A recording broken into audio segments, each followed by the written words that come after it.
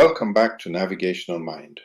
I'm your host, Dr. Toye Oyelese, and today we're plunging into the beating heart of everything we've talked about so far, the navigation loop. Now maybe you've heard me mention it in past episodes. Sometimes I forget just how often I circle back to it, but today we'll really slow down and tease it apart. So what is the navigation loop?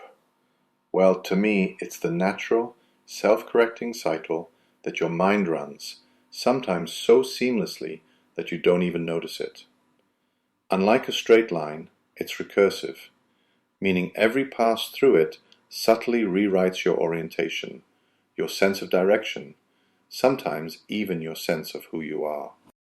The idea is, after every action, your mind digests what just happened and, if you let it, updates your sense of where you're headed.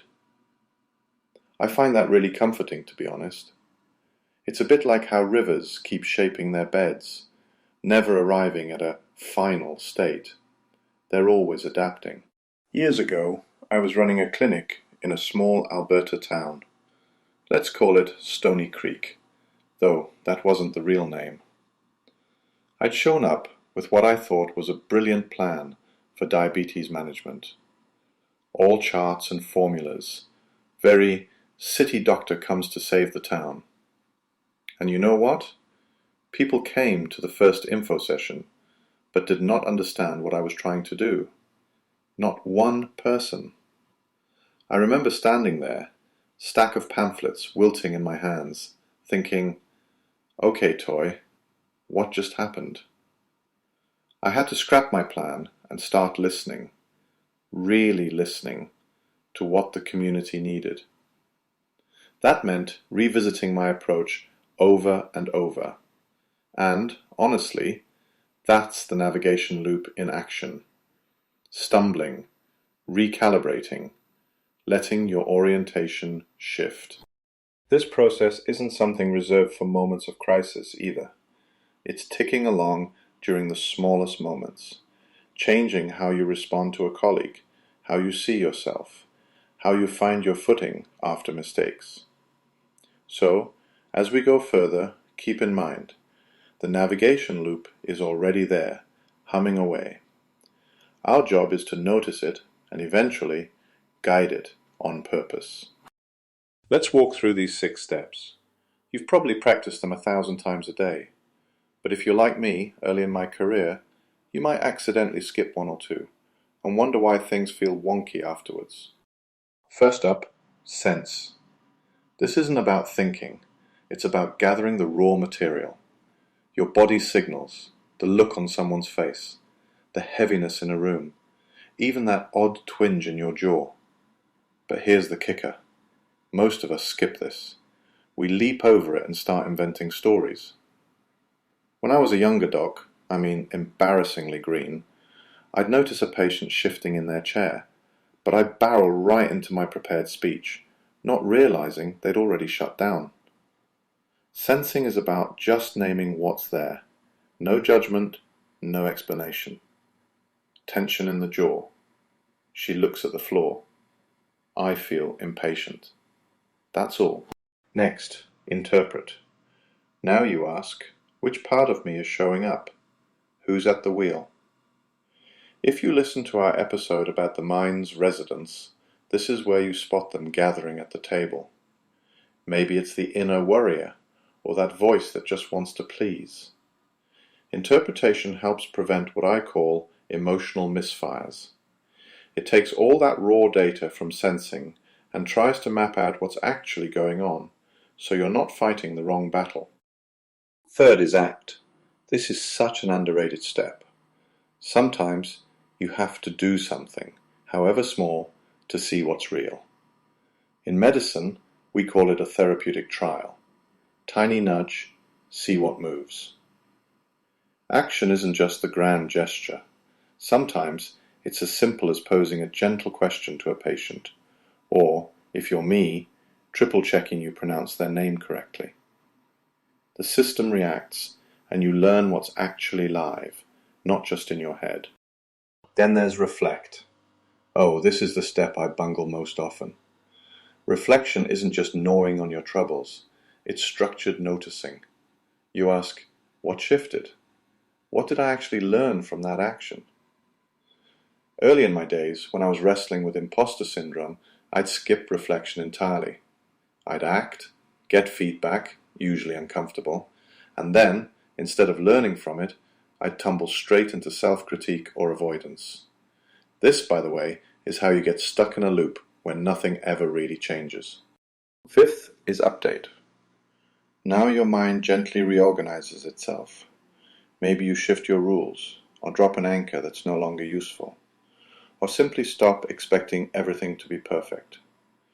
The point is, you adjust. If you skip this, life gets rigid, repetitive, like playing the same record after every setback. Finally, orient. This is the part you can't force. The system leans in a fresh direction. The new orientation just appears. It's not something you select from a menu. That becomes your next starting line. And the loop carries on, alive and humming. A lot of folks ask, how is this any different from just reacting on autopilot? Well, intention makes all the difference. When you run the loop on purpose, especially slowing down to sense and interpret, you break free of old scripts. Back when I was deep in the muddle of feeling like a fraud, my loop was sense nothing, interpret nothing, act frantically, and then wonder why I was exhausted and going nowhere. Slowing down, reflecting, intentionally, changed how much agency I felt. Honestly, every bit of growth I've managed came from learning which step I was skipping. Now, let's talk about where this beautiful loop falls apart, because it will, again and again. Sometimes the breakdown happens at sensing. You get disconnected, either from yourself or your environment. The signals are there, but you're numb or distracted or, just too busy to notice. Maybe you're already halfway through solving a problem before you've even felt it brewing. Sometimes it's interpretation. You gather all the sense data, but then misalign what it means. I've seen this so often, especially with folks who are used to dismissing their own internal voices. You interpret a colleague's shortness as, they don't like me, when really they're just having a dreadful day. One of my clients kept spinning in circles simply because she never paused to check whether her assumptions actually matched reality. Action is another common sticking point. Stagnation. You sense, interpret, but never take that next little experimental action. Fear of rocking the boat, maybe, or just exhaustion. The next brick can be at reflection. This is classic. You act, you get a response, but you never look back to see what actually changed. The confusion builds up, and soon you're just drifting, repeating. Or you get stuck at updating. You collect insights, but don't actually change anything. This is how we get repetitive patterns, those "why does this keep happening" moments. Every bit of stuckness is just a navigation loop that stopped spinning. Here's something that helps me. When I notice things turning rigid, when I start dreading decisions, or my inner monologue just loops, I usually sneak off for a walk in the woods. No phone, just trees and crows and occasionally a startled deer. 5 minutes and I'm suddenly able to sense again. That's my reset button for the loop. So, before you try to fix your whole life, try spotting which stage you're avoiding or skimming. Is it sensing? Interpreting? Acting? There's usually just one link waiting for your attention. That's the doorway back to motion, to orientation. The navigation loop really is what keeps the house of your mind not just intact, but alive and changing. Master the loop, or at least befriend it, and you'll find yourself with clarity, direction, and, if I'm not overselling it, a little bit more peace as you move through the world. That's all for this episode. As always, thanks for sitting with me. And Just so you know, there's so much more to explore together in this house of ours.